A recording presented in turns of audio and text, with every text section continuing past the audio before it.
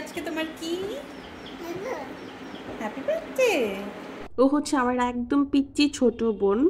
আর ওর নাম হচ্ছে জুবাইরিয়া। ওর বার্থডে ছিল অনেক দিন আগে, বাট ওরকম কোনো প্ল্যান ছিল না, জাস্ট র্যান্ডামলি মানে সেলিব্রেট করা। তো বাসে এরকম তেহেরি রান্না করা হয়েছিল, আর আমি ওর জন্য ওভেন ফ্রেশ থেকে পিৎজা নিয়ে আসছিলাম। তো ওভেন ফ্রেশ হচ্ছে আপনারা অনেকেই জানেন যে দুইটা ব্রাঞ্চ আছে। আমি গিয়েছিলাম বিএনএস সেন্টার উত্তরার যে ব্রাঞ্চ সেখানে। আর এটা হচ্ছে সেক্টর 7। আর এখান থেকে আমি হচ্ছে পার্সেল নিয়ে যাব। তো চিকেন পিৎজার ভেজিটেবল পিৎজা নিলাম 12 ইঞ্চের, আর ক্লাসিক মার্গারিটা হচ্ছে 9 ইঞ্চের। বাবুর জন্মদিন ওইভাবে কখনো সেলিব্রেট করা হয়নি, যদি সুযোগ হয় নেক্সটে করা হবে। এটা জাস্ট এমনি বাসায় নিজেদের মধ্যেই, মানে কোনো প্ল্যানই ছিল না, আমি জাস্ট এমনি কিনে আনলাম। পরে দেখে আব্বুর জন্য কেক কিনে আনছে আম্বার থেকে, অ্যান্ড এটাই। আর বাসায় হচ্ছে একটু ভালো কিছু রান্না করা। বাবু হচ্ছে কেক খেতে অনেক পছন্দ করে, আর ওর ক্লাসিক মার্গারিটা পিৎজাটা খেতে অনেক পছন্দ করে। তো পিৎজার প্রাইস বেশি ছিল না, চিকেনটা মেবি 360 এবং ভেজিটেবল 320, অ্যান্ড ক্লাসিক মার্গারিটা ওইটা ছিল 220 টাকা। বাবুর হচ্ছে কোনোবারই ওইভাবে জন্মদিন করা হয় নাই আগে, কারণ হচ্ছে প্রত্যেকবার দেখা যায় জন্মদিনের সময় হয় অসুস্থ থাকে, হসপিটালে এরকম দৌড়াদৌড়ি করতে হয় ওকে নিয়ে। তো এইবারও এরকম প্ল্যান ছিল না, বাট তারপর আর কি দেখা গেল যে মানে যা জামা ছিল বাসায়, বাসায় যা ছিল সেটা নিয়ে আর কি ওকে রেডি করে দেওয়া আর কি। তারপরে অনেক হ্যাপি ছিল, কারণ ও বুঝ হওয়ার পরে ওরকম কখনো দেখিনি এইভাবে সেলিব্রেট করা। তো ও অনেক হ্যাপি ছিল।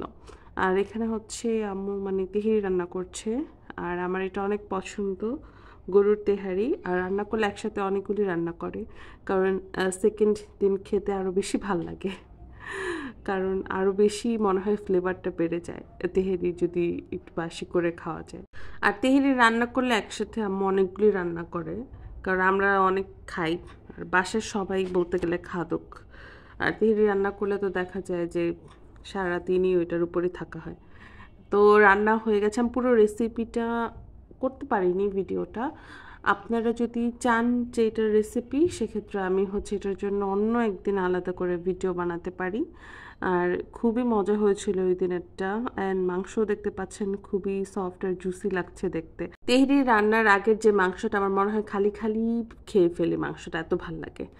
এরপরে হয়ে গেল রাইসটা মিক্স করে দিয়েছে এটার সাথে, এখন একদম গরম গরম ধোয়া বের হচ্ছে। তার মধ্যে আবার বাসায় মেবি কাঁচামরিচ ছিল না সেদিন, তো এই জন্য কাঁচামরিচ দেওয়া হয়নি, কারণ কোনো কিছু প্ল্যান ছিল না। আর আপনারা জানেন যে তেহারি রান্না করতে গেলে অনেক অনেক রকমের মশলা লাগে, একটা না হলে আবার ভালো হয় না, আর একটা না হলে আবার অন্যরকম হয়ে যায়।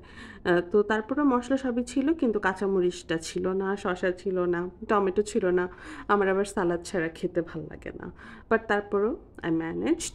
আর এরপরে হচ্ছে এখন আমি খাবো একদম গরম গরম ধোয়া ওঠানো তেহেরি। আমার তো খুব ভালো লাগছে, আমি সব পিৎজা টিজাগুলো তেমন একটা খাই নেই। আর আমার কেক খুব একটা ভাল লাগে না, মানে মিষ্টি জিনিস বা ডেজার্ট আইটেম যেটাই বলেন, আমি মিষ্টি জিনিসের প্রতি খুব একটা অ্যাট্রাক্টেড না। আমার ঝাল এরকম তেহেরি, বিরিয়ানি, কাচ্চি এগুলি বেশি ভাল লাগে। তো আপনারা জানাবেন কেমন লাগলো আপনাদের কাছে। অবশ্যই আপনাদেরও লোভ লাগছে আমি জানি, বাট কিছু করার নাই। রেসিপিও দিইনি যে বানিয়ে খেতে পারবেন। আমি মাঝখানে অনেক দিন ডায়েট করেছি, এখন আবার একবার খেয়ে ফেলার কারণে এখন শুধু খাই খাই করতেছি, মানে যাই পাই খেতে ভাল লাগে। এটা খুব তাড়াতাড়ি আটকায় ফেলতে হবে, কারণ আর এত খাওয়া যাবে না, ডায়েট করতে হবে। তো সবাই ভালো থাকবেন, সুস্থ থাকবেন, টাটা।